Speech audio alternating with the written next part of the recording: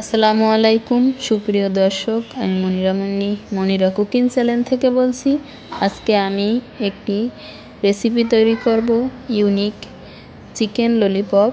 যে যেখান থেকে ভিডিওটি দেখছেন, ভিডিওটি ভালো লাগলে সাবস্ক্রাইব করে বেল আইকন বাজিয়ে দিবেন, যাতে আমার নতুন ভিডিও সবার আগে আপনার কাছে পৌঁছে যায়। ছোট ছোট করে আলু কেটে পানি দিয়ে চুলায় বসিয়ে দিয়ে আমি এখানে একটি স্টিনার উপর থেকে বসিয়ে দিয়ে মুরগির বুকের মাংস পাতলা স্লাইস করে কেটে একটি ঢাকনা দিয়ে ঢেকে যতক্ষণ পর্যন্ত আলু সেদ্ধ হবে না ততক্ষণ আমি এটাকে সেদ্ধ করে ভাপ দিয়ে মুরগির মাংস নামিয়ে নিব।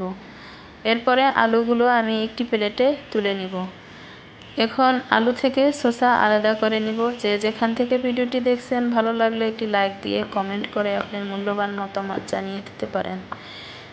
এখন কিছু চপস্টিক নিয়ে আমি মাংসগুলো ঠান্ডা করার জন্য একটি প্লেটে তুলে রেখেছিলাম। এভাবে মাংসের ভিতরে চপস্টিক ঢুকিয়ে সবগুলো এভাবে আমি তৈরি করে নিব।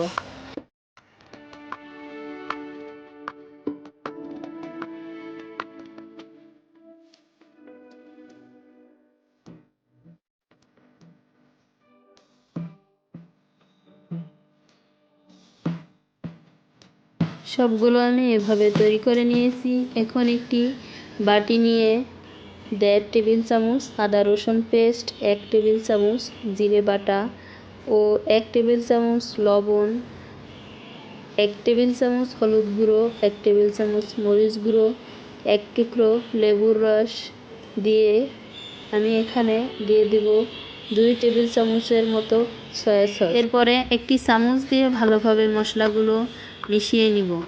এরপরে যে আলুগুলো শসা থেকে আলাদা করে রেখেছিলাম, অল্প পরিমাণ লবণ দিয়ে আলুগুলো ম্যাশ করে নিব। এভাবে হাতের সাহায্যে আলুগুলো ম্যাশ করে নিয়ে এখানে আমি অ্যাড করে দিব পেঁয়াজ ও কাঁচামরিচ কুচি। কাঁচামরিচ ও পেঁয়াজ কুচি দিয়ে ভালোভাবে মিশিয়ে নিব।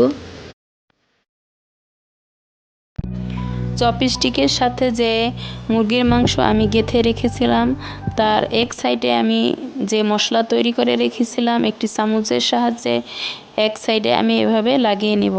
উল্টিয়ে নিয়ে আমি অন্য সাইডেও এভাবে করে মশলা লাগিয়ে নিব।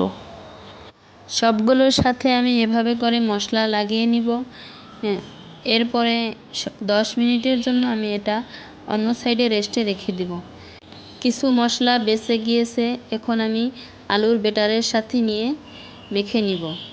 এরপরে আলুর ব্যাটার ভালোভাবে মেখে নিয়ে হাত দিয়ে আমি এটাকে মাংসের 2 পিঠে আমি এভাবে করে আলুর রোল তৈরি করে 2 পিঠে লাগিয়ে মাঝখানে মুরগির মাংস থাকবে এবং 2 পাশে আলুর পুর দিয়ে একটি তৈরি করে নিব।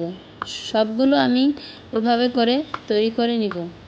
যে যেখান থেকে ভিডিওটি দেখছেন, ভিডিওটি ভালো লাগলে সাবস্ক্রাইব করে বেল আইকন বাজিয়ে দিবেন।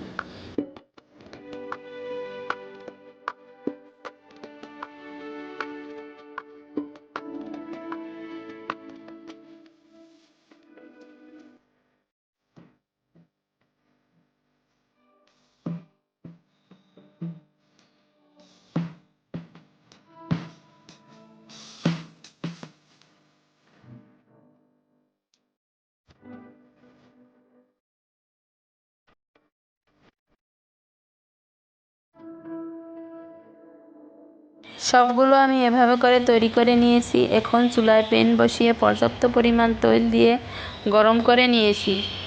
চুলার আঁচ লো ফ্লেমে করে এখন আমি সবগুলো অল্প আঁচে ভেজে নিব। এরপরে আমি 10 মিনিট পর আমি এটাকে উল্টিয়ে নিব। এরপরে আমি উল্টিয়ে নিয়ে আমি আরও 5 থেকে 7 মিনিট ভেজে নিব। যে যেখান থেকে ভিডিওটি দেখছেন, ভালো থাকবেন, সুস্থ থাকবেন। আল্লাহ হাফেজ। আসসালামু আলাইকুম।